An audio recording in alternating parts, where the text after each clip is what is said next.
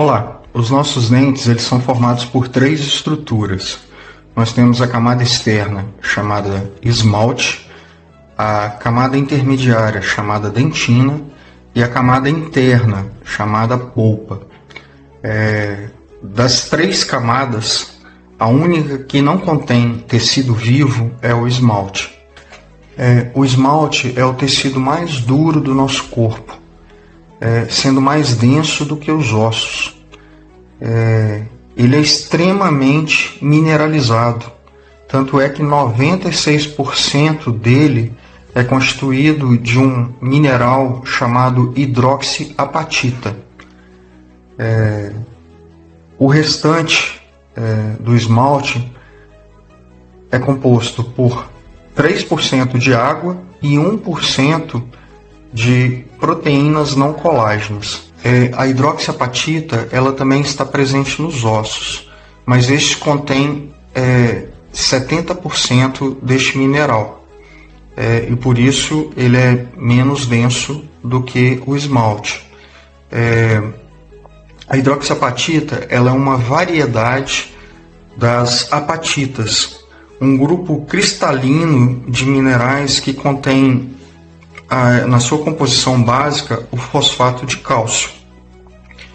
A hidroxiapatita recebe esse nome porque contém na sua composição o grupo hidroxila, que torna esse mineral mais estável e menos solúvel em condições fisiológicas e ambientais.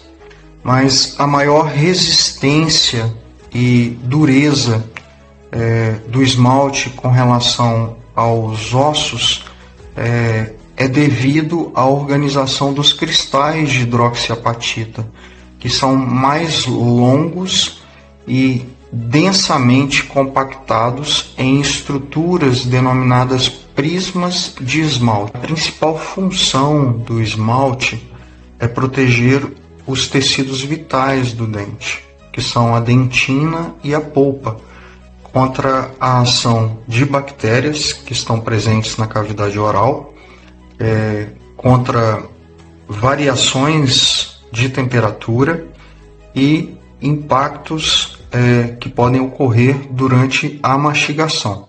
Pelo fato dos ameloblastos, que são as células responsáveis pela formação do esmalte, entrar em apoptose, que é a morte programada, assim que o dente completa sua formação e erupciona na cavidade oral, a perda de esmalte ela representa um grande problema, uma vez que esse tecido não é capaz de ser reposto biologicamente pelo organismo. A cárie dental é a principal doença relacionada a esse tecido e ocorre quando bactérias denominadas cariogênicas metabolizam açúcares da dieta, especialmente a sacarose, produzindo ácidos que desmineralizam esse tecido. Inicialmente ocorre a desmineralização do esmalte, mas caso isso não seja interrompido e essa produção de ácido se prolongue ao longo do dia pelo consumo excessivo e frequente de açúcar, pode ocorrer a formação de cavidades e o comprometimento das estruturas internas do dente. A perda de esmalte também pode ocorrer devido à erosão, à abrasão e à atrição, que são lesões não cariosas. A erosão ela está relacionada ao consumo excessivo de alimentos ácidos e ao refluxo. É um tipo de lesão muito comum em pessoas com distúrbios alimentares como anorexia e bulimia, devido ao fato dessas pessoas provocarem vômito constantemente.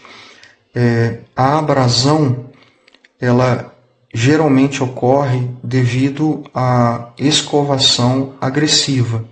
Já a atrição é um tipo de desgaste do esmalte que ocorre devido ao contato de dentes antagonistas e é muito comum em pacientes com bruxismo. Quando a perda de esmalte atinge a dentina, o dente se torna sensível a alimentos quentes e frios, uma vez que a dentina possui túbulos dentinários contendo prolongamentos de células denominadas odontoblastos, cujos corpos celulares estão na periferia da polpa, que é ricamente vascularizada e inervada. De bons hábitos de higiene oral, alimentação equilibrada com baixo consumo de alimentos cariogênicos e do uso regular de flúor. Ao entrar em contato com esmalte, o flúor ele promove a captação de cálcio e fosfato, estimulando a remineralização de lesões iniciais. Além disso, ele reage com a hidroxiapatita, formando a fluoropatita, que é um mineral mais estável e menos solúvel em meio ácido. No caso de lesões iniciais, é possível adotar medidas conservadoras, como o uso de esmalte ou verniz fluoretados, a fim de evitar a progressão do dano. Quando há o rompimento do esmalte com perda de estrutura, já se faz necessário o uso de restauração com materiais restauradores, como resina composta, com o objetivo de proteger a dentina e evitar que a lesão alcance a polpa.